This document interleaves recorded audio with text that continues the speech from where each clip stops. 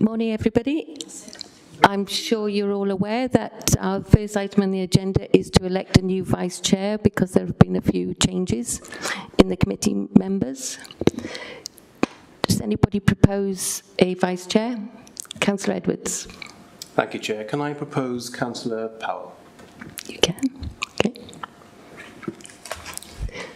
Other? Ask for a second. Do you have a seconder for that? Thank you, Councillor Buckler. Any other nominations? I'd like to propose Councillor John Crook as deputy. Thank you. Any seconders? I'll second that. Councillor Jackie Strong. Thank you, to Councillor Strong. Right, we need to vote then. Is it? So, ask members how many for Councillor Powell. We're not, okay. So how many people do we have voting for Councillor Powell, please? 1, 2, 3. I'm online, Chair. I don't know if you can see my hands up. Yeah. So, thanks, Chair. Who are you voting for? I'm voting for Councillor Crook. So that's 4 for Councillor Powell. How many for Councillor Crook? So how many can we have hands raised for Councillor Crook, please? 4. Okay, so that's the time. So that means that you have a casting vote. So I'll be using that vote for Councillor Crook.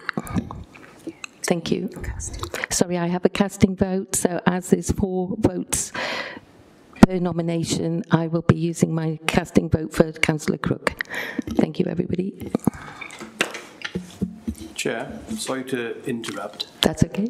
Can we just clarify the members of the committee? Obviously, we've got a new member today. Sorry. Replacing somebody else. And there seems to be one missing all the time. I don't know whether I'm correct in saying that. Apologies are next on the agenda. I'm just reading through it, okay. But that's a very valid point. We have a new member of the committee, Councillor Buckler, who is replacing Councillor Bromfield. And we have another new member, Councillor Crook, who is replacing Councillor Sandals. So going on to apologies for absence, we have an apology for Councillor David Jones. Okay, thank you. Do we have any declarations of interest? You could take us away. You could take them as away, if you like. Okay, if anybody has any as we're going through the reports, we'll take them then, okay? Thank you very much. Okay.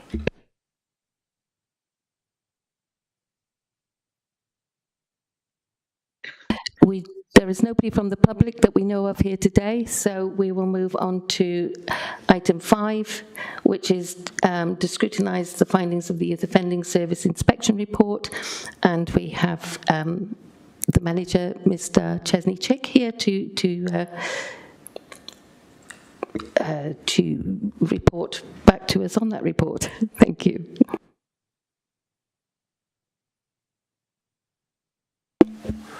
Good morning, everybody. My name is Chesney Chick. I'm the service manager for Monmouthshire and Torvine Youth Offending Service, and I'm here to kind of feedback on the HMIP inspection that was carried out of the service in June of this year. I know you'll probably have some questions, but just to give a kind of a quick overview of the inspection, it was a single agency inspection by HMIP. They came in June and inspected a number of areas of the service, which is quite clearly outlined in the report, and what I don't want to do is take up any unnecessary time going through that in great lengths this morning. The grading for the inspection was good overall. However, there were a number of recommended areas for improvement. What I would say to kind of councillors is that there were no surprises in this kind of inspection. The areas for improvement were areas that we as a management group and as a service had identified sometime prior to the inspection arriving, and there were areas that we were already working upon. As you'll see in the report, there are 7 in all areas that we required improvement, all of which then have been captured in the action plan that was then submitted to the HMIP inspection, basically outlining what we as a service were going to do to address those. And as I've already mentioned, there were areas that we'd identified, and many of which we were already working to address. Could I suggest I just go through some of those actions with you? Okay, so just bear with me. I'm just going to remind myself of what they are. And try and navigate my computer to find them also. Right, okay. So, as you'll see in the action plan, and one of the kind of recommendations areas for improvement was the membership of the governance of the kind of youth offending service. For those of you who kind of wouldn't understand the kind of management or the workings of it, there's a management board in place to ensure kind of governance and ensure that the service is kind of addressing areas of concern and making sure that we're going forward in the right direction. The inspections found that they needed some work around that, mainly ensuring that those who sat on the board were of the right kind of strategical level, so they could then go back to their areas of work and kind of ensure that, for instance, housing, if there was issues that we had for our young people, our children, access and accommodation, they could then ensure that there were strategies in place or they were responded to accordingly. So that's something that we are working on. That's something that's high on the agenda for the board. We had an away day back in October to start that kind of process. So it's hoped that over the kind of coming months that will be something that will be addressed and kind of monitored constantly.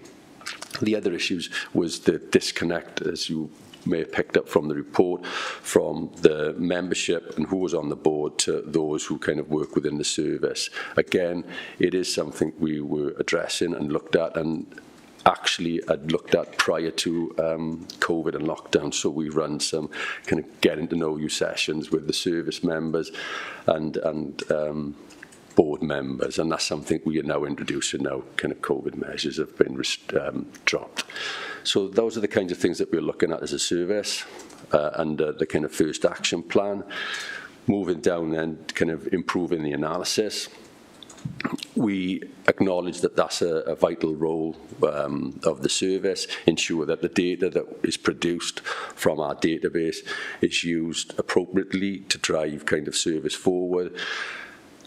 And it was something that we were working on, as I said, prior to the inspection coming. And what has happened since they've come and left is that we've appointed a new performance officer, and things are already starting to kind of go in the right direction. This kind of data is now being produced, enables us as a management group of the service to identify very, very quickly gaps or kind of themes within kind of offending and address them with our partner agencies, but also share that information with the LMB so they can have an overview, and if necessary, as I said, go back to kind of their service area to share that information and address it accordingly. So for an example, if there was kind of antisocial behaviour in a particular area, we could identify the cohort, where it was happening, times and kind of conditions around that, and then we could work in partnership with the youth service to start looking to address that. So those are the kinds of things that we are doing now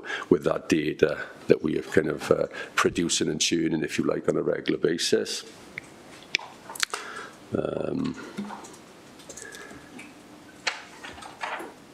And again, point 3 is kind of almost an extension of that. It was something that we were aware of, but only later on when the data started coming through in a more productive way.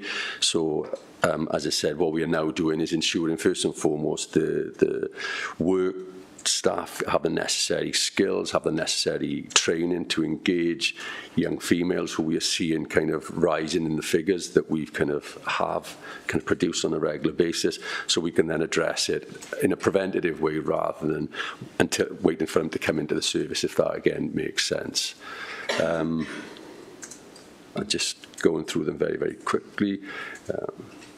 Improve the quality of assessment and children's safety and well-being. What we do, we have in-house kind of training workshops, which we refer to as 8BIST, and they are kind of focusing very much on this element of the work. They're already underway and will continue to do so. Again, it all hinges on that information, that data to tell us exactly where the kind of shortfalls, weaknesses, if you like, are, so we can then address it. And now there's that flow. I'm confident as I possibly can be is that we can kind of keep on top of those trends, ensuring then the staff are aware of it, so it's all transparent. So it's not training for the sake of training, it's training or undertaking some specialised work as a result of some of the themes that we are kind of identifying. So as I said, there's 8BIST sessions taking place on a regular basis now, I think once a month, where they're looking at and analysing their assessments and seeing where improvements could be made, and also altering some of the process and systems that we have within the service. And similarly for the Action 5, we are running 8BIST sessions and kind of training our partners in order to address that. Probation and providing officer, that's now been addressed. We have a probation officer in place. And I think that's it. I think there's been a typo, and then they just rerun the kind of action points below. So that's about it with regards to the action plan we developed in response to the HMIP inspection. If you have any questions, I'm more than happy to attempt to answer them. I'm not saying I will have the answers, but if I haven't, I will get back to you on any kind of unanswered questions. Thank you for that, Chesney, and congratulations on the overall outcome of the report. Clearly, a lot of work is considered outstanding, and was so well done to you and all the staff. I'm aware that there have been a lot of questions for you today. There will be a lot of questions for you today, some of which you might have answered. But if we can start taking some of those questions now. But I think when we had a chat earlier, there was one thing that I wanted to ask that might lead into some of the questions, and that was, there doesn't appear in the report to be any emphasis on preventative work, and I know you get a grant of about 170k from Welsh Government. Is that analysed anyway in this report, or is that a separate from this report? I may have to get back to you, but my understanding is that's not an area of work that they looked at. They looked at more of the statutory work that is undertaken by kind of Monmouthshire and Torfaen Youth Offending Service, and that's the way that they carry out the HMIP inspections.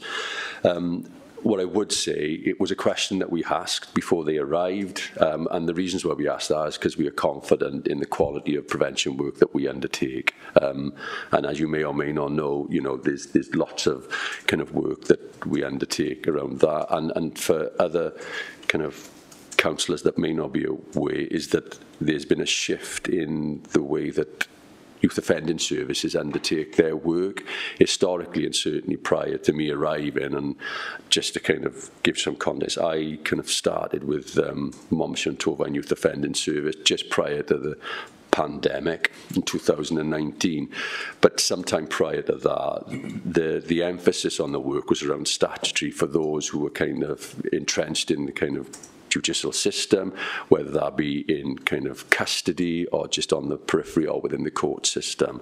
I think over the last 10 years, and you may be able to correct me if I'm wrong, that there's been a real shift to kind of more prevention services. So whereas historically it would have been a 70-30 split, for argument's sake, in statutory 70-30% of that being kind of prevention, that's shifted now to a 70 kind of 30, it might even be 80-20 within Monmouthshire. So the emphasis is very much on prevention, and that's going to continue in that direction, looking at it at a national picture, and certainly some of the messages coming down from kind of central government and Welsh Government.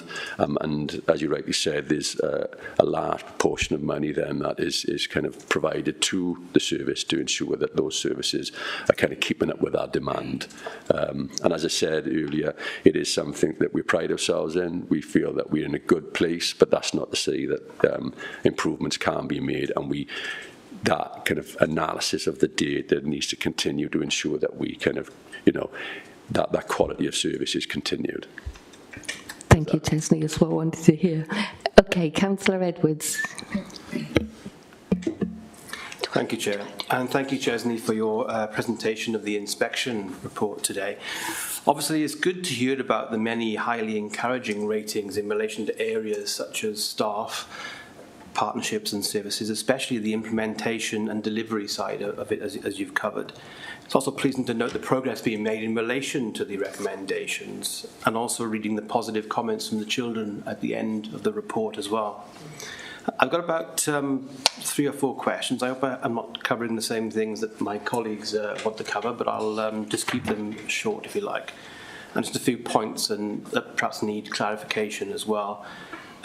My first may seem like a bit of a silly question, but in relation to the actual inspection conducted through the review of a variety of sources, and as we're talking about 2 counties here, Torfaen and Monmouthshire, is the inspection of equal value across the 2 counties, or is the casework more heavily focused in one area so we don't get a true picture of the other? I can see figures relating to certain groups, but not in relation to county. Shall I go through the other questions first before you sort of recap it? Yeah, if you could, I may have to kind of ask you to repeat 1 or 2, but yeah, that's... Yeah, And excuse my ignorance, but in the foreword, it also mentions that the quality of resettlement policy and provision was separately rated as requires improvement. Is there a reason why this area is inspected separately? My third one is regarding to governance and leadership. You obviously just covered this now, some of it, and my main concern on reading it was there any serious concerns with this?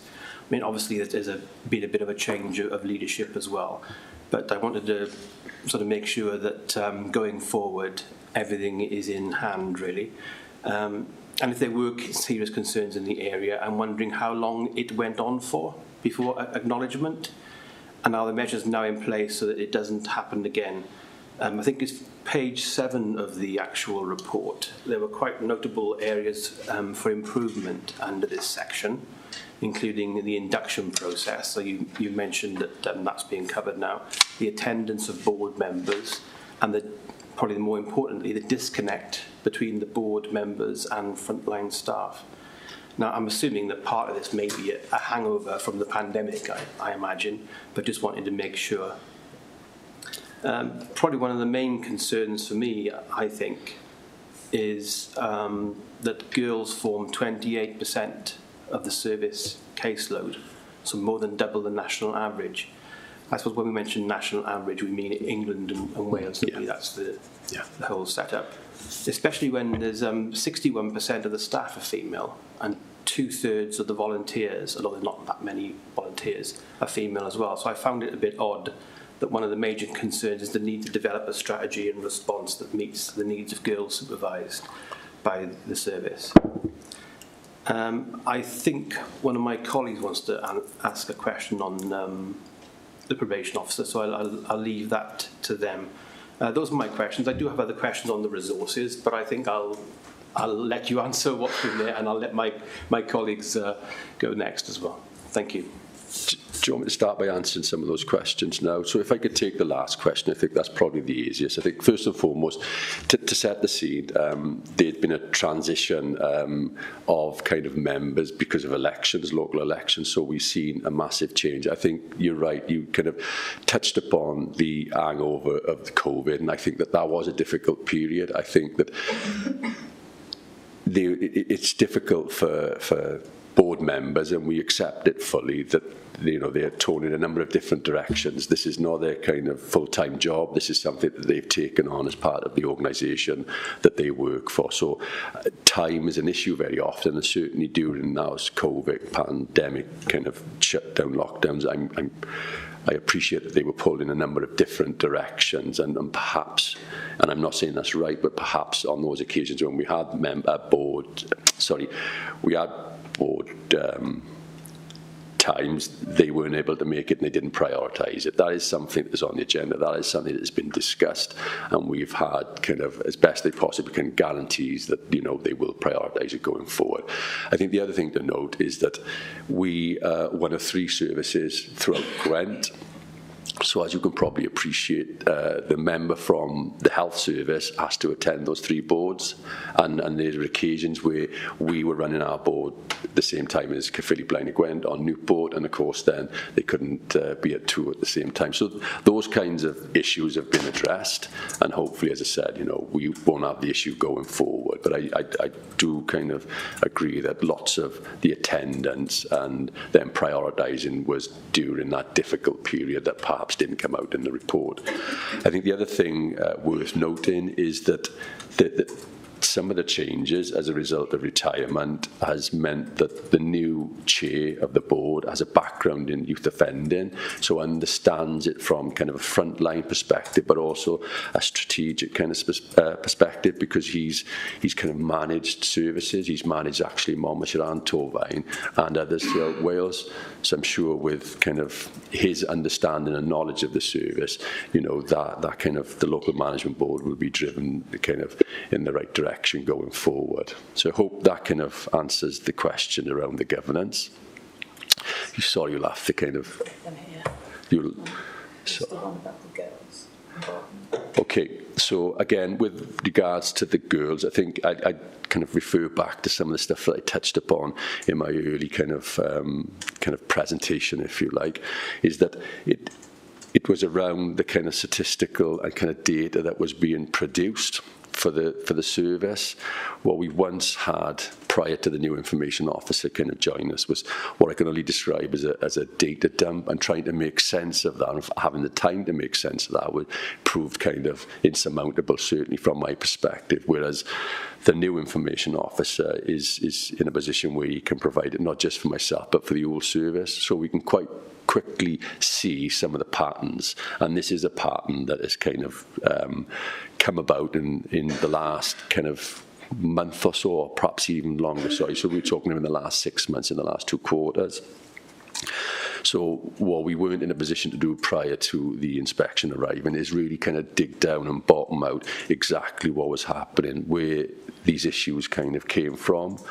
And I think the other issues, we are talking very often about small numbers, so then when you put it into a percentage, it inflates it as well. So there's issues like that. It could be that we're not talking about, you know, 30, 40 plus females, children. We are talking about a small percentage potentially committing a lot of offences as well. So that's when it starts to kind of, you know, that picture isn't quite as it should seem. That's not to say that there isn't a kind of rise in figures around females, and it is something that we are now working on.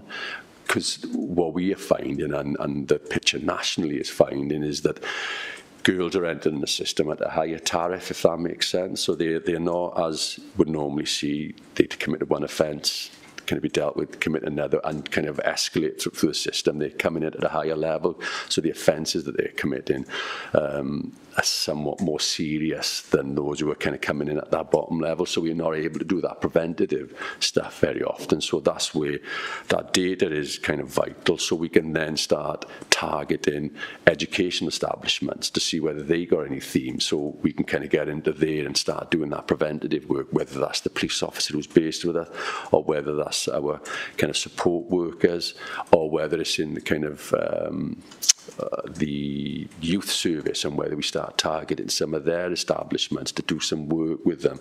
So we kind of subtly kind of educating children about, you know, the work that we do and how they could find themselves in kind of the judicial system. So those are the kinds of things that we're doing in order to address it. So, and you're right, the makeup is, you would think, in a proportion right to kind of address those issues. I think key here, though, was the information that we had available to us in a readable format. As I said, we've now got that, so hopefully we won't find ourselves behind the curve going forward. So that's the second question. So. Why was the issues on resettlement, and why were they settled? think in order to have a kind of grading on resettlement, you have to have resettlement cases at the time of the inspection arrival. It's my understanding. I will double check this. We didn't, but what they did do was have a kind of overview of it, and their overview of it is that there was lots of procedures and documents in place, but there wasn't an overall policy to kind of tie all the different elements that we had together. So that, and again, this was something that we'd recognised prior to them coming, and it was something that we'd had almost in our schedule to address. So that was the one element, but I think the other one was that we didn't have a case that they could analyse. I think the last point was the same value. Could we take the same value from the both areas, because they have that was it. I think, sorry, correct me if I'm wrong. I would say yes, first and foremost, because regardless of the geography of the case, I take confidence in some of the feedback that we had from the inspection about the kind of quality of the work undertaken, the ability for our staff, our workforce, to engage children and their families, and that's regardless of where they live, first and foremost. So the assessment, the kind of engagement is good no matter where that child is. There is a split, I believe it's around about 40 to 60, and so lots of the cases that we have come from Torfaen. It is something we are looking at, and it is something, is there something that we're missing at this moment in time? It's just that children within Monmouthshire don't come to our attention as they do in Torfaen. So yeah, but the quality of the work, regardless of where it is, I'm confident that it's there within the service. Thank you. Thank you. Okay, Councillor McKenna, do you want to ask next? Thank you, Chair. And thank you, Chesney, for your presentation, and well done for the good rating for the inspection, and thank you to all the staff involved with the Youth Offending Service and their partners. Some of my questions have just been answered, sort of around the board and girls. I do have about 4 questions. I noticed there was 13 responses to the tech survey. I was just wondering why this was so low. So, are we capturing a true cross-section of the service users? For example, are we just getting those that have had a positive experience replying? Because 13 out of, I believe, 121 service users seems quite low. Just wondering sort of if a larger response is needed to get a true reflection of the service provided and its effectiveness, and how you're going to sort of engage people and families with that. Should I go on and ask the next question? Yeah, if we could answer the next question, I'll try and answer them. Okay. I couldn't see any mention of specific targets within your post-report action plan around service users groups. Just wondering if you've got targets in place moving forward, and what are they with regards to sort of the number of boys, girls, looked after children with additional learning needs, English as an additional language, BME groups, etc. And if you've got those targets, are they realistic, and how will they be assessed and sort of then fed back into the service to improve it further? Another question is, I noticed that there was no Welsh speakers have accessed the service for the past 3 years. There was no mention of English as an additional language. What provision is in place for them should those service users arise? And then lastly, there was no probation officer for 10 months at the time the report was written, although I'm pleased to see that from August one has been in post. However, I'm sure that this would have had an impact on the effect that the service provided. So what measures are you putting in place to maintain a sufficient, suitably qualified, experienced and stable workforce? Thank you.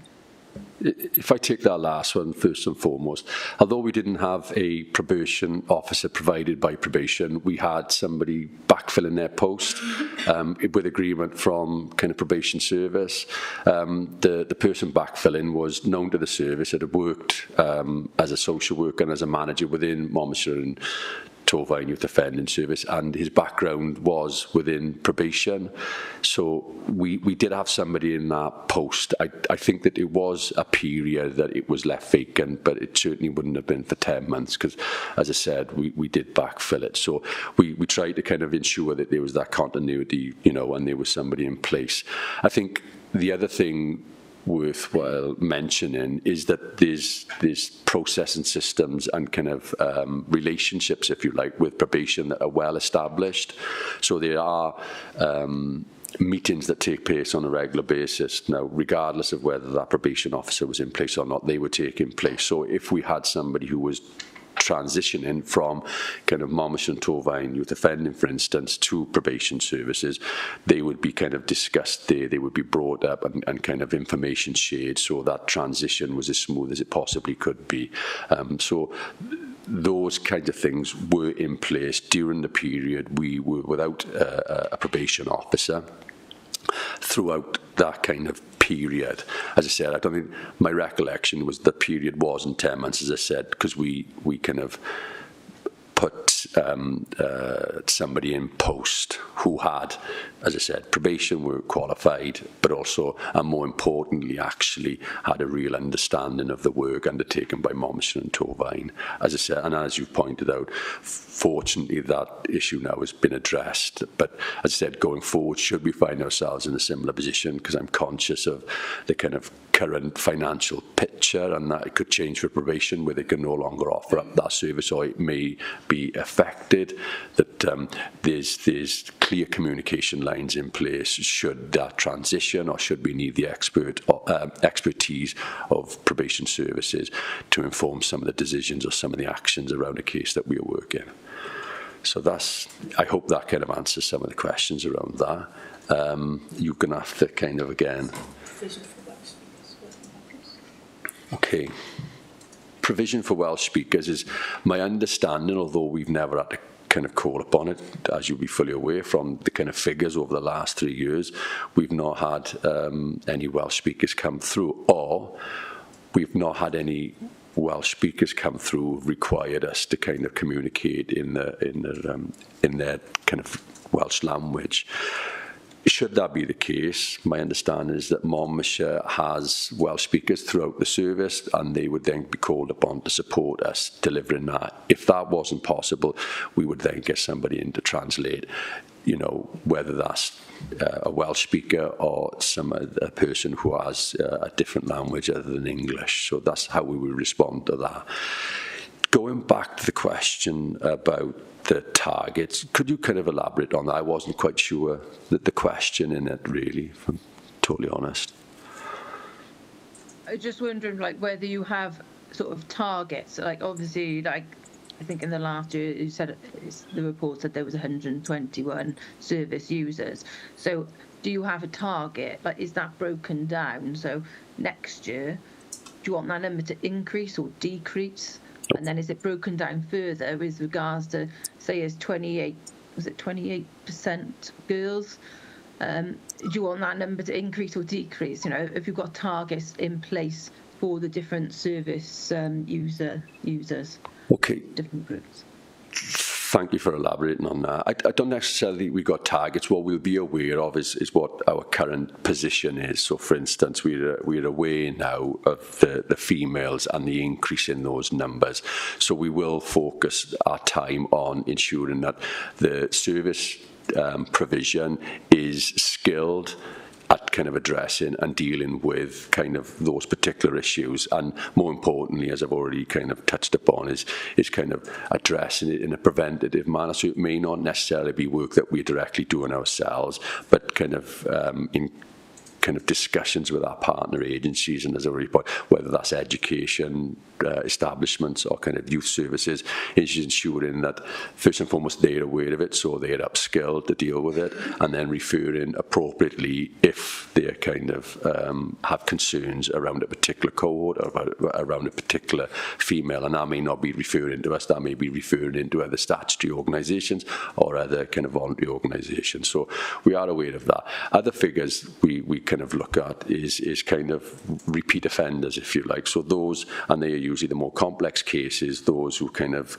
commit offence but kind of almost get stuck in the system then and re-offend. And so we are always looking to reduce those numbers on our previous year, and conscious there's lots of factors, as you can probably appreciate, that are outside our control, but we are certainly kind of ensuring that it's kept on the agenda for staff to kind of ensure that the plans that we put in place for these individuals are kind of robust, and ensure, very importantly, that we are talking to our kind of partner agencies, our kind of colleagues in children's services, or, as I said, the youth service or education.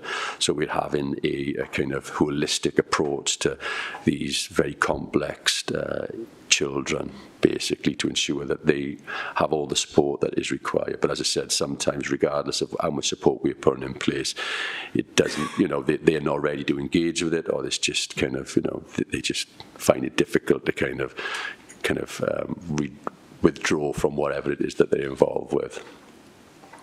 Hopefully that answers the question. Was that it? Sorry, I'm conscious there was a number. So there was one more just around the 13 responses to the tech survey. Just wondering why that was so low, and if that's a true sort of cross-section, of how effective the service is, or is it just those that have had a positive experience that are engaging with that tech survey? Okay, yeah. So it is low, and I think working within children's services for the number of years I have, and prior to my kind of working with Monmouthshire and Torfaen Youth Offending Service, I worked within Torfaen in the aftercare service and managing that. And unfortunately, although staff within those services prioritise the engagement and kind of returns of questionnaires, it's not very often a priority for the children that we are supporting. So, that is very low. You usually want around about 50% return, but it's very difficult to kind of enforce that on children when they've got it's low on their priority of kind of stuff that they want to get achieved. But there are a number of factors that we considered in that. First and foremost, I think it is something that we as a service want to improve on, not just for an inspection but ongoing. We want that continual feedback from children and their families regarding the kind of the kind of provision that they've received.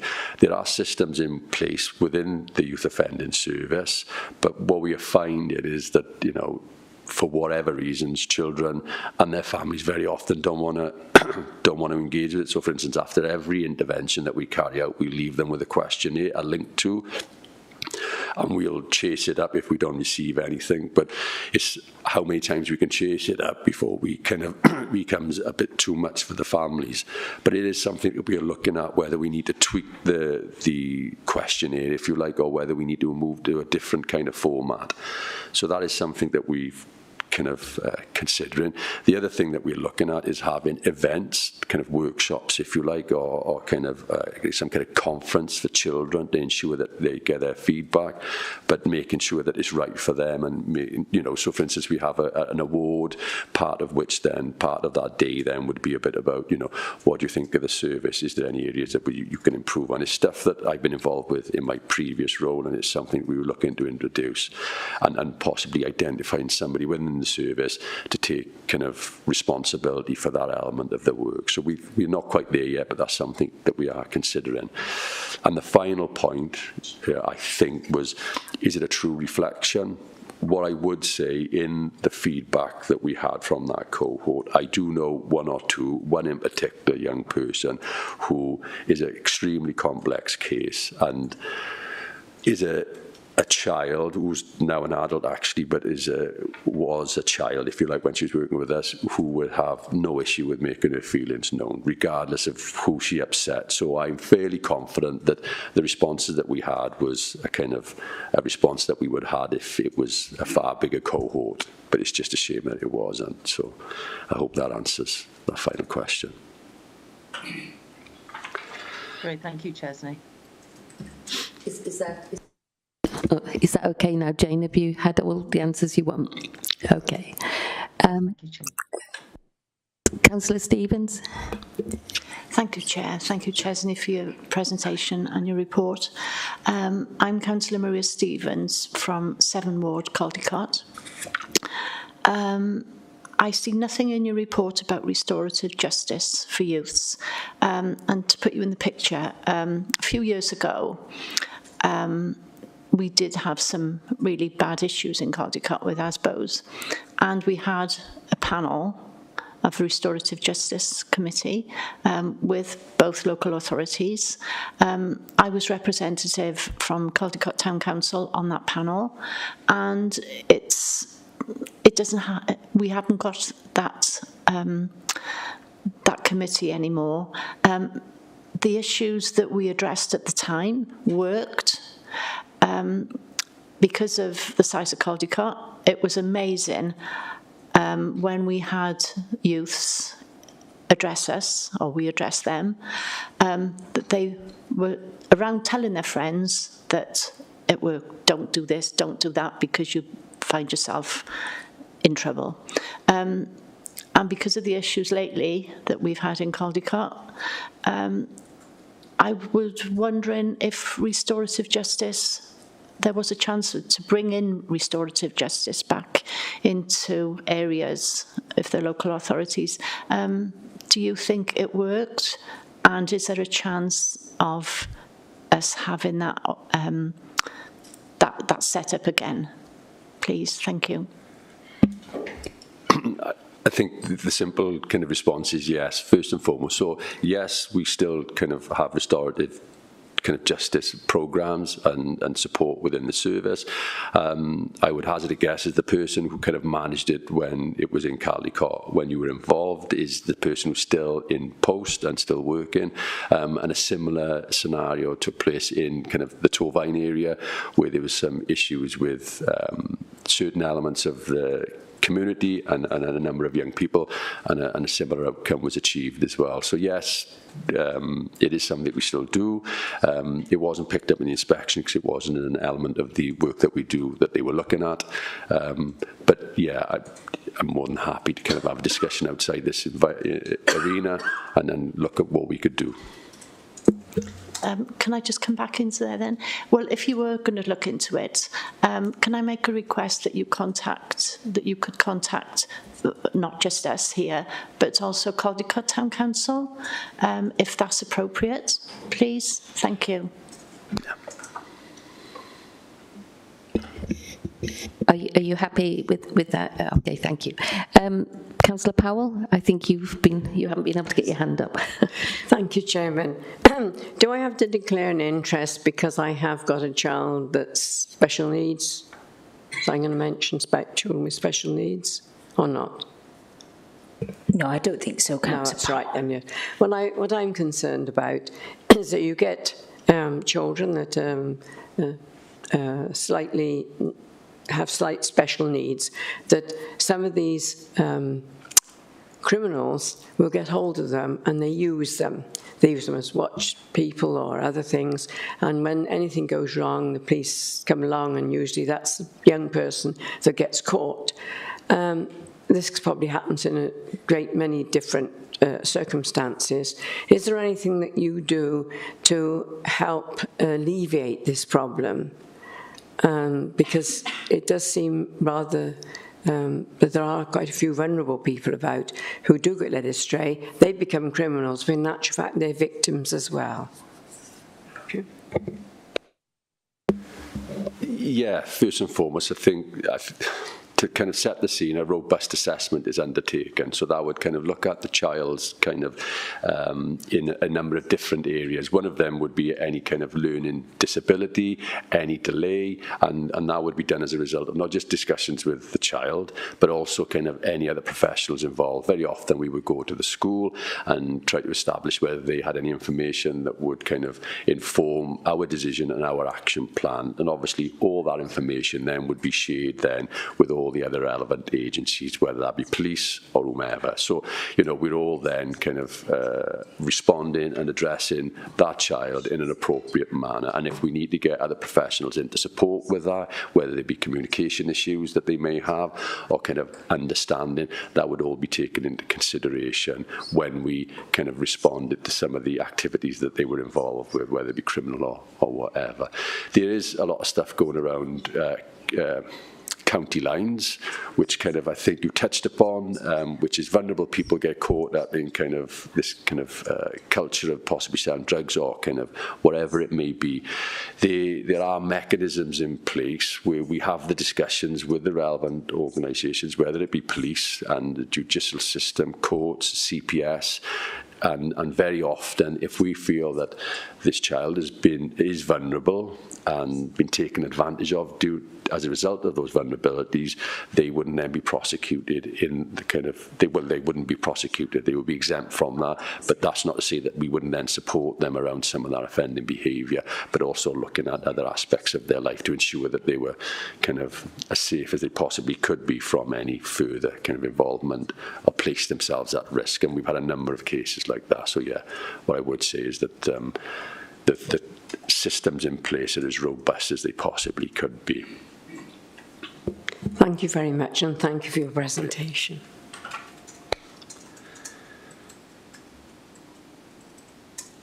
Councillor Edwards, you got another question? Thank you. It's very kind of you. I mentioned earlier about questions on resources as well, although I think Councillor McKenna mentioned about the underspend and the healthy reserve. Does this happen every year? Is there always an underspend every year, and is there always a healthy reserve? And if so, could you just elaborate on whether this happens every year and what it tends to be used for? The second part of my question was that the gross expenditure is 1.6 million for the partnership contribution, so that's the two local authorities, health, probation, police, and MCC, Monmouthshire's contribution is 41.14%. So I was just wondering what Torvine's contribution is and how is this percentage set? Kind of my initial response to that is that I wouldn't know how the percentages are set. So my understanding is that Monmouthshire's contribution to the overall budget, and I know that you said 1.6, but I was of the understanding that there were other contributing factors. So outside what you've said, there'd be the CCG money, there'd be the YJB money, and there would be the PCC money, all kind of smaller amounts, but nevertheless all contributing to that kind of overall sum. My understanding of the difference potentially, what Monmouthshire contributes to it as opposed to Torvine, is that Monmouthshire contribute other things, as in that they are kind of they're accommodating the provision, and they're also providing kind of financial support and so on and so forth. So their then contributions is slightly less than Torvine. How that's exactly worked out, I'd have to go back to the finance guru to kind of find out those kind of questions. Right back when it was set up. Yeah, it was. But I'm more than happy to look into that and then hopefully offer you up a more kind of in-depth response to that. There was other elements to the question, sorry, Councillor Edwards. Oh, the reserve. That's right, yes. So my understanding of the reserve, and again, I would want just kind of clarity on that, but my understanding of the two elements of it, the underspend and the reserve. So the reserve was set, and it was a reserve that was growing year on year. So every time that there was an underspend, they would kind of top slice some of that underspend and put it into the reserve. The reasons why the reserve was set and kind of is set at what it is at this moment in time is that because of the funding and the complexities around that, there's a concern that at any time during the future, some of those fundings may stop or may be cut significantly, which would have implications for service delivery and members of staff within that service. So they would then potentially become redundant, and then the reserve would be needed then to manage those kind of redundancies. That's my understanding why the reserve is what it is, because the contributing money, i.e. from the CCG, is a significant amount. If that was stopped, there would be a number of jobs that potentially would have to go from the service, and that would have to then help manage that. The underspend, there has been an underspend, certainly since I've joined the service in 2019, and it's been around about the same amount.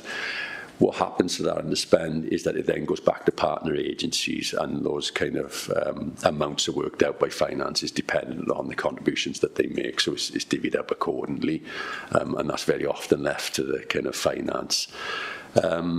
There has been one year where a decision was made by board members to try and kind of plug gaps in the service. So the recommendation was looking at creating some posts in order to support that. And that was, again, preventative. We looked to support our colleagues in children's services.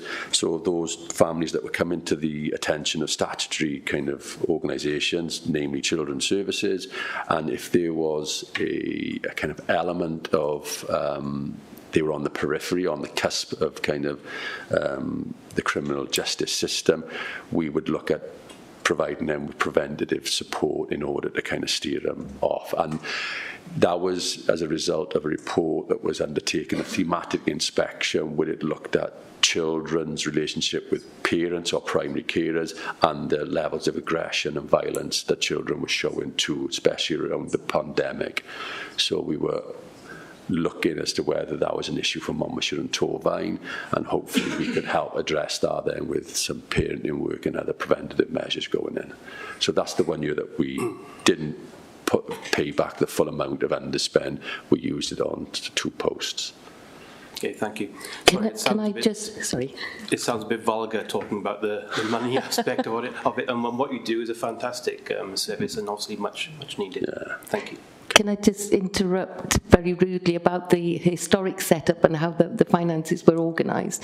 Because I was in the youth offending team when it was initially set up in its current form, and there was a bit of a fight between Monmouthshire and Torvine as to who had overall control over it.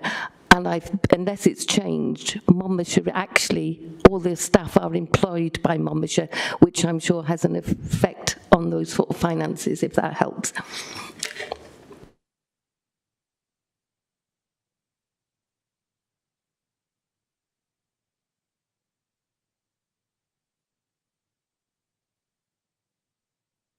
Councillor McKenna is saying that her question's been answered, so I think unless anybody else has anything they want to ask, just me then.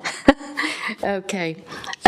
One thing I wanted to ask was, are all the children who are looked after or children looked after or with welfare concerns, do they all have a separate social worker? Because I know there was a time when they didn't.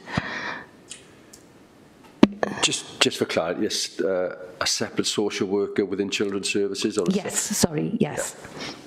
Yeah, they would have an allocated social worker, and in some cases they would have a number of professionals involved from children's services, or they could potentially have a social worker with a support worker in place, and that wouldn't impact upon how we would approach it. So we would have an assessing caseworker and potentially a support worker ourselves.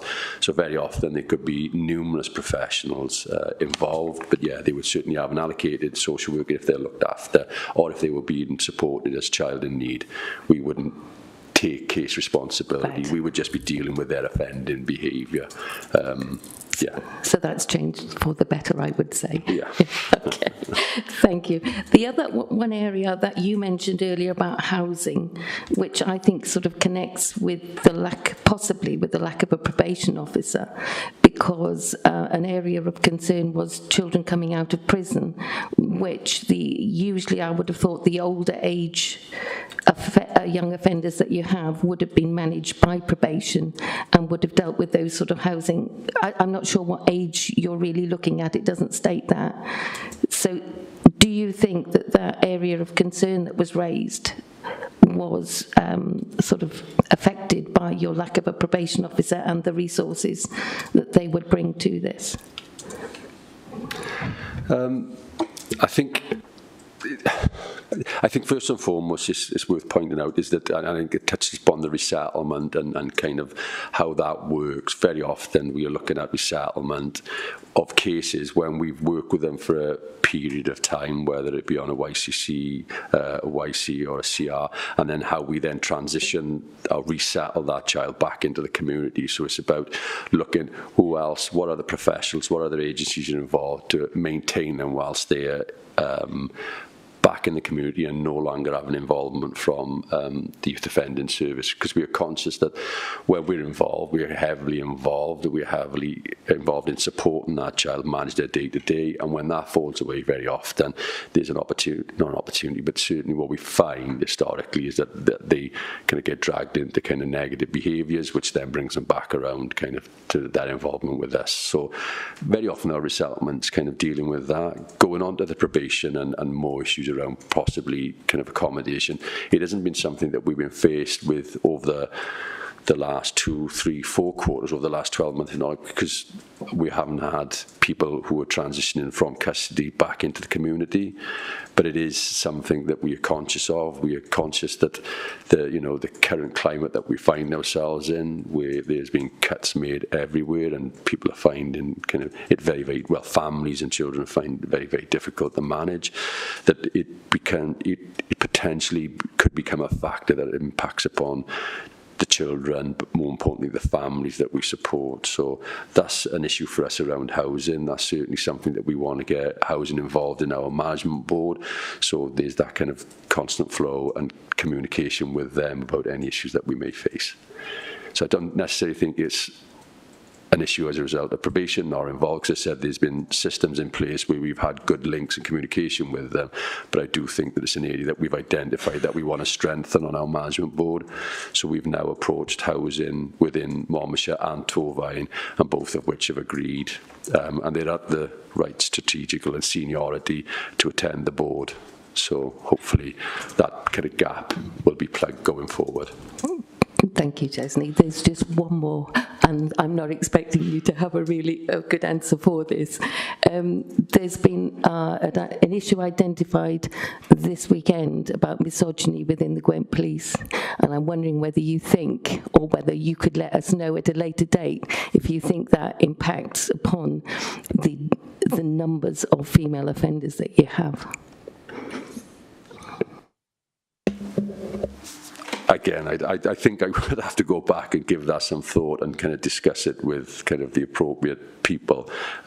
What I would say, again, the kind of contact people that we have within Gwent Police are very, very good. Certainly the police officer we have working in our service is excellent, and as I said, the points of contact. So if we have any issues with the children that are being referred in, very often by the police, we have a point of contact to go to, and very often those issues are addressed within a very short period of time. And if there's any learning to be done from the issues that we raise, that's also kind of cascaded down to the appropriate people. So if there's an arresting officer who hasn't processed a child in an appropriate manner, that's addressed accordingly. And there are also lots of scrutiny, if you like, panels set up looking at different figures and different numbers that are coming through.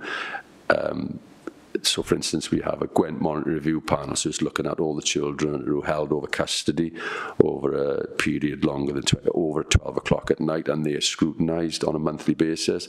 So if they are children that aren't processed in a timely manner, who are kept in custody for longer than is required, regardless of their male or female, then the police actions are questioned. So we have an inspector who attends there, and then he goes back and addresses it accordingly. So what we have seen is the way that children are processed whilst they're in custody is improved significantly over the last, I would say, I think it's been in place for around about 4 years now, and there's been vast improvements made. So, and I think Gwent and the way that we're approaching it is seen as a kind of flagship kind of way of dealing with it. And a lot of other services I know throughout Wales are looking to kind of mirror what we're doing. So I'd like to think it's not impacted, and certainly hasn't impacted on the females, but it is something that I will raise as an issue and possibly kind of discuss it further, and should anything come from that, I'm more than happy to share it with you.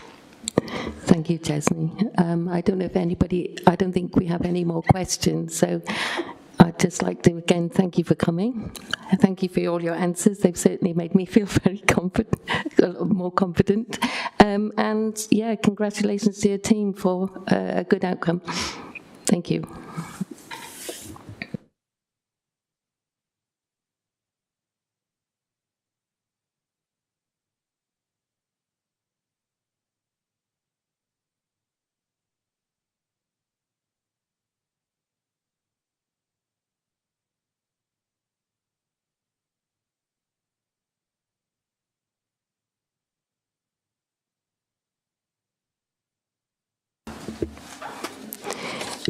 Okay. The next item 6 is just looking for some questions that I didn't feel that were answered in the joint scrutiny meeting that we had. I'm not sure if anybody else has any other. I've already explained the questions that I've asked Jane, and do you want me to ask them one at a time, or do you want to just go through them?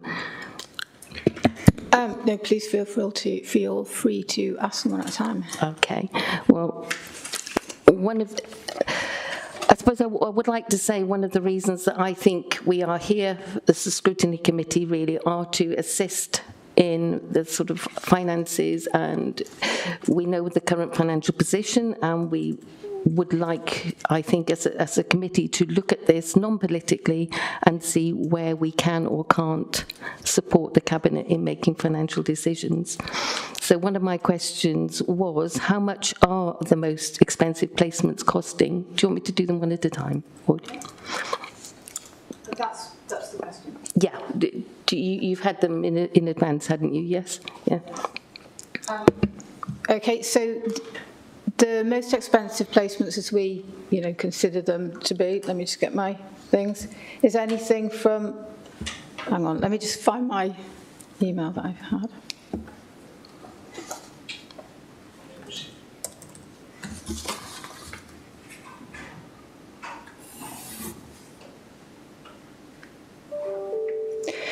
Yeah, so I said anything from £1,000 to £8,000 per week we would consider to be in our top bracket. And how many of those are bipartite and tripartite funding? And by that, if people aren't aware, I mean how much are they paid 50% or 2/3 paid for by health or education?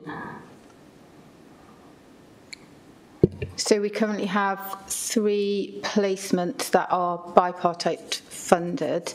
So one of those is with health and 2 with education. And would that be those very high cost placements? Yeah.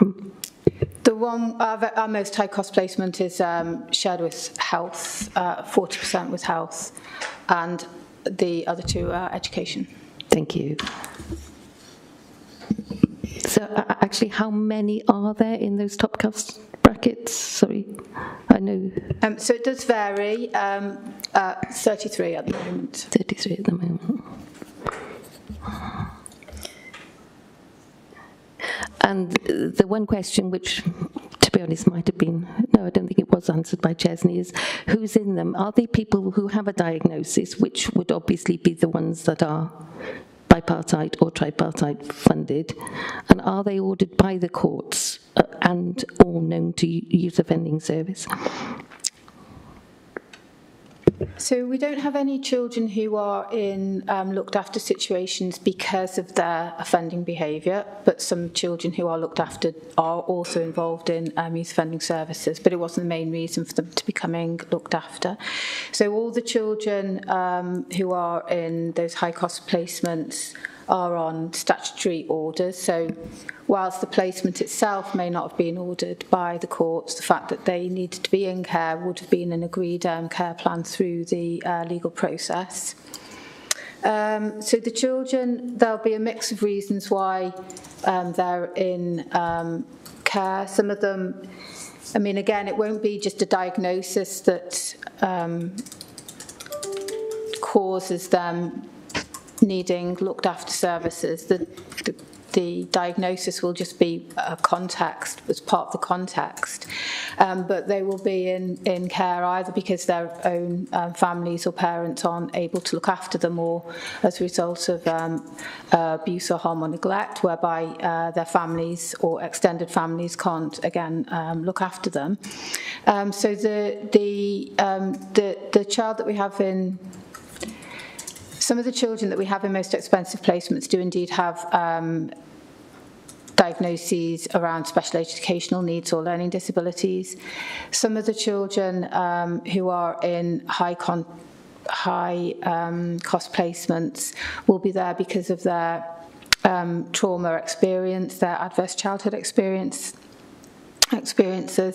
which can drive high-risk behaviours, and some children will have difficulties in forming attachments and are beyond what is beyond what our own in-house foster carers can cope with. Okay. So would any of those have been sort of evidenced as showing the onset of personality disorders? I mean, that would be really difficult to say. We tend not to, those diagnoses don't come in at the sort of under 18s. Okay, thank you. And you don't have any on Section 25 secure orders? Not in Monmouthshire at the moment. Okay, thank you.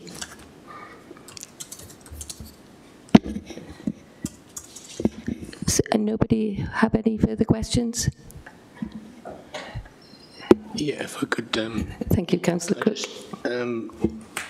Wonder about the medium and long-term strategy you have, really, especially with the financial situation that we're involving ourselves. And I think that there are cases where, and it worries me about the priorities going forward. How are you going to prioritise what you're going to do? Because some of these placements are very costly, aren't they? So the strategies that we've had in place will continue. So we will continue to prioritise our recruitment of in-house foster carers. It's slow, but we do stick at it. You should see quite a lot of media around it. You know that it's a constant job, that. But it's not just about recruitment. It's about making sure that the foster carers that we have are really help to develop their skills, maybe start to take more complex children.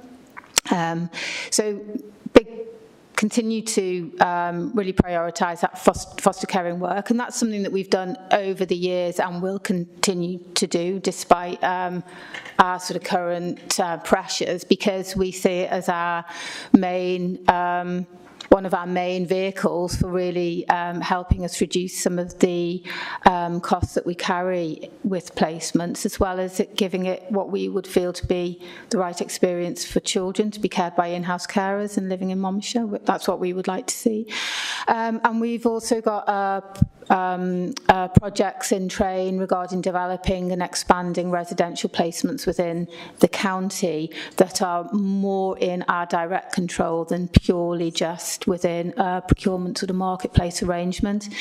So we have 4 of those moving through at various stages of development within the service at the moment.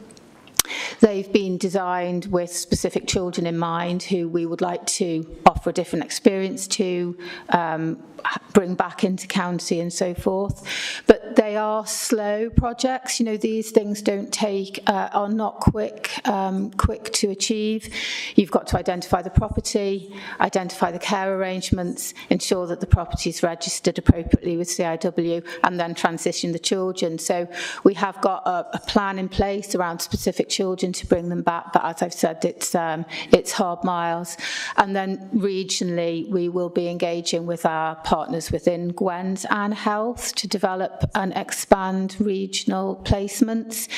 One of those are in train at the moment, Windmill Farm, which is in the Newport area, but it's a Gwent provision that's been done in partnership with Health. Again, it's slow, but there's an ongoing programme supported in part by the RPB that we will continue to work through. At the heart of that, we want more foster carers, so anything that councillors can do to really drive that into their wards, and when they're talking to constituent members, that's the biggest message we've got. We need more foster carers. Yeah, thank you. And really, it's about empowering communities. Obviously, I've recognised a unit that's been set up in my ward, which is quite a substantial setup. And really, I just wondered whether we could help you further, certainly with local authority, town councils and so on. But I would say admirable what you're doing. Really, really superb work, and thank you for that.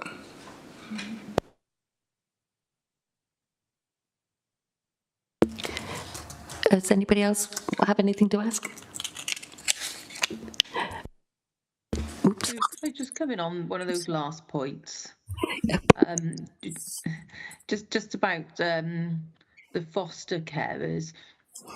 Jane, if there's any sort of resources that you can provide to us as councillors that we can share, amongst our communities on our local sort of Facebook page, social media, etc., please do send them on so that we can sort of help you to promote that. Thank you. That's really good to hear, and I will deliver that message straight into our fostering service. So Leanos is the team manager there, and she'd be delighted to have that conversation. Who would it be best to link with over that? You can send it to me and I'll send it to the committee. Okay, yeah, to Hazel. So great, thank you. Thank you, Jane, and nice to end on that nice positive note. So thanks for coming back. Thank you. Oh, I'm sorry, Rachel. Sorry, don't move, Jane. Hello. I'm just conscious that in your drive to recruit more foster carers, and you're saying that you want them to take on more complex cases. Is there a danger that you sort of hurry that through? So as you say, these cases are very complex, and could it be actually quite a dangerous route to do? What are your structures for making sure that people who appear to you as foster carers, and then you progress them and want them to take on more complex children? What are your strategies? So firstly, I'd say that, the role of the foster carer is so unique in many respects. It's taking a child, like you say, who maybe present with some really quite challenging or difficult behaviours. So we do go very, very carefully with all our foster carers, and it's a partnership that we have with our foster carers. So this is, in the end, their choice. So it's, we can offer children, we can look at the match, we can think about their skills, we can think about their wider family context, and we can look at the child and see what that child might need, and we really match very carefully. And we know our foster carers extremely well. We have an ongoing supervision and support relationship with them. We have, some of them have worked with us for many years, some are new, but we take time to get to know them. It's an extensive assessment process. When they're new, they'll have a lot of opportunities for, that supervision, support, training opportunities. So it's all done very, very carefully. And some carers will only ever want to look after sort of a children that are within their skill set and they feel that they're able to cope with. Other foster carers may want to sort of go on and develop more understanding around sort of attachment-informed approaches, therapeutic parenting approaches, but ultimately it will be their choice, and we'll just be try to be there along the way to really ensure that they've got the support in place to enable them to follow the foster caring path that they want to follow. Thank you, that's very clear. Thank you. Hello, Jane. I don't know what your programme is for today, but are you happy? Hazel's just mentioned that the work on the forward planner will affect you, so are you happy to just stay around while we go through? I'm actually still in SLP, so I probably should go back if that's okay. Okay.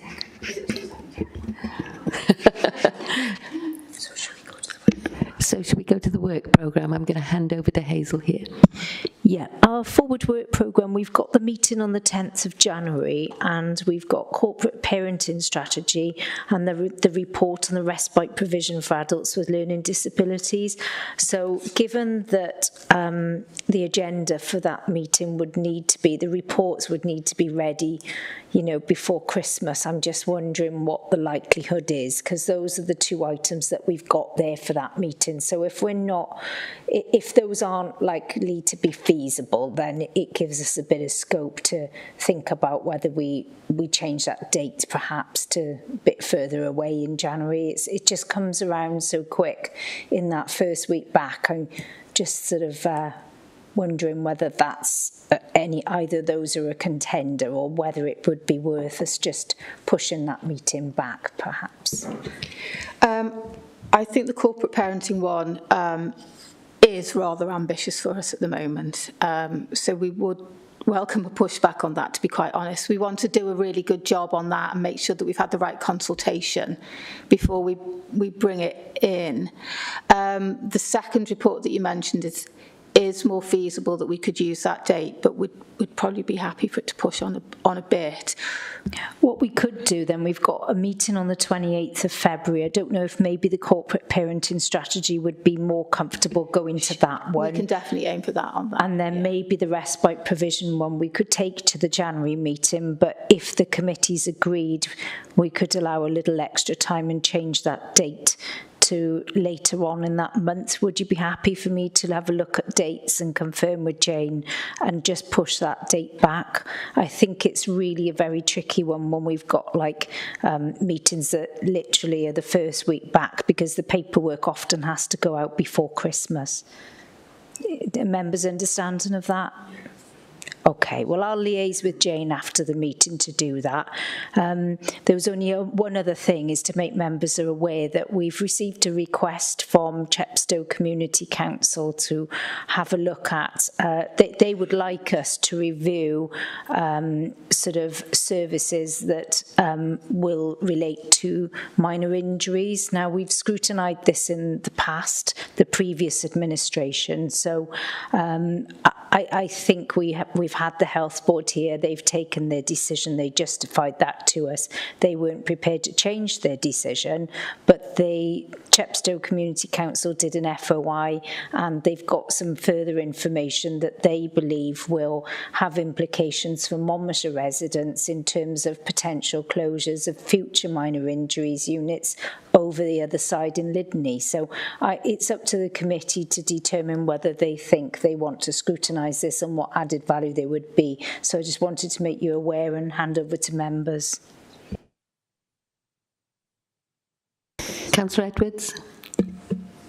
It's a good idea, but I'm mindful of the fact that at next month's full council, it's probably likely that that public consultation in the local development plan will be going ahead.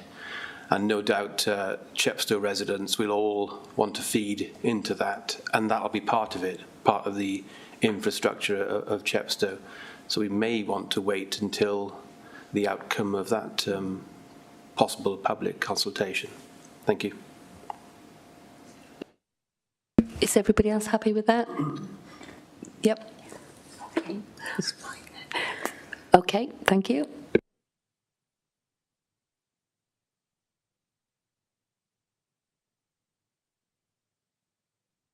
You're welcome to go now, Jane, if that's okay.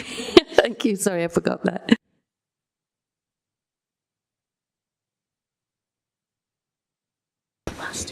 Okay, I'm also going to pass the Cabinet and Council forward plan to Hazel. Yeah, obviously the committee's quite new, and I'm sure you know some members might be wondering why we take that item. So the purpose of receiving the Cabinet and Council forward planner is that certain decisions may go forward that you might think you'd like to scrutinise in advance. So it's a list of what the Cabinet and individual Cabinet members will be making decisions on in the future. It's not the case that every time you look at it you'll see something and it'll jump out at you, but now and again you will, and when you do, it's a good idea to mention it here, and then we can ask the officers to bring that report or either give you sight of the report in advance, and then if you still think you'd like to scrutinise it, then you can agree to do so. So we don't go through that plan in detail, but that's the reason it's on the agenda, is to enable you to see what decisions are being taken and when, and then to ascertain which ones you might want to scrutinise.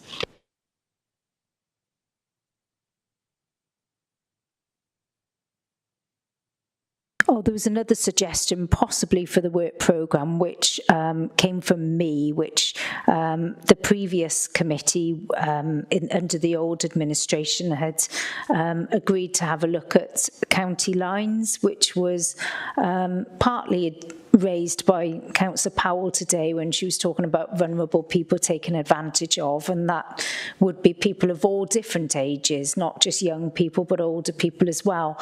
And we had set up a sort of workshop. You're probably familiar with the workshop format now through the Gypsy and Traveller workshops that we've been having, but the workshop we had planned was on county lines, and it was literally the week before the pandemic started, so we cancelled it. So it's something that's been on the radar, and I have got contacts for it if it was something you wanted to have a look at, and it's quite interesting. So that's for the committee to decide. Councillor Strong, did you want to say something? Chair. I think that would be really, really useful. But can we have a sort of tag-on bit about child exploitation as well? I mean, it kind of fits, but doesn't, because county lines can be, you know, young adults and sort of vulnerable people as well. But I think it would be quite useful to just have a bit of a catch-up to actually understand, you know, the sort of statutory sort of role in all of this and how it fits together. Thanks. Yeah, we can do that.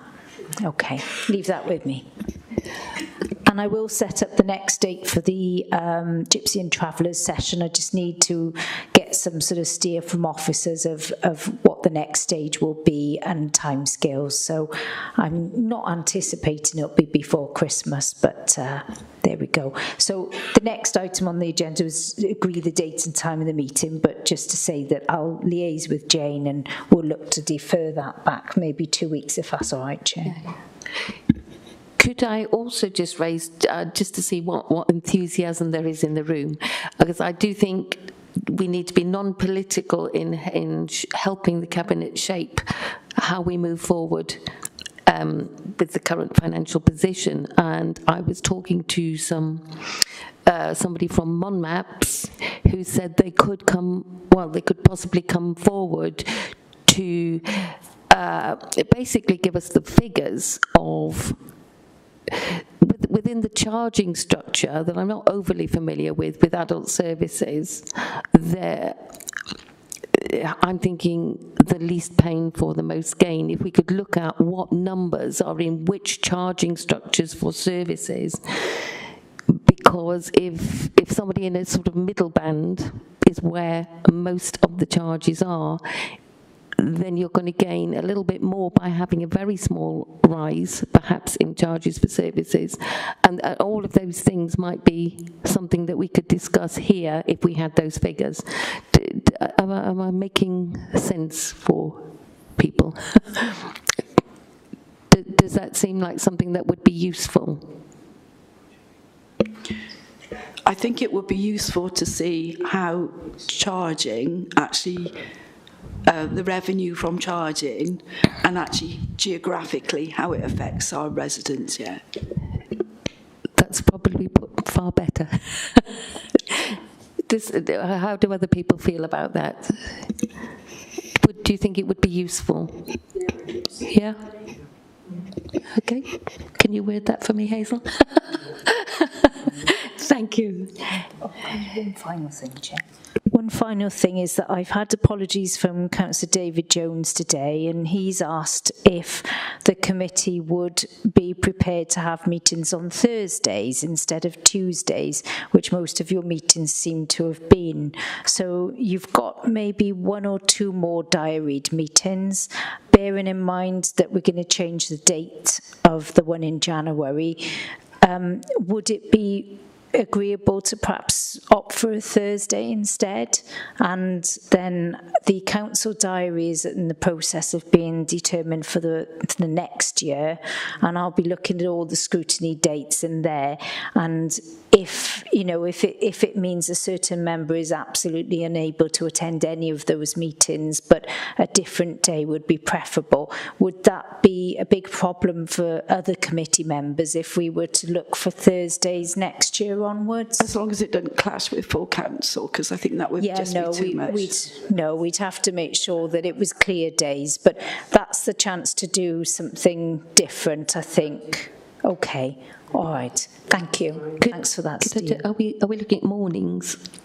If the committee still would prefer mornings, I think it was consensus last time, so yeah, okay. Yep. Lovely. Okay, we'll look to do that, thank you.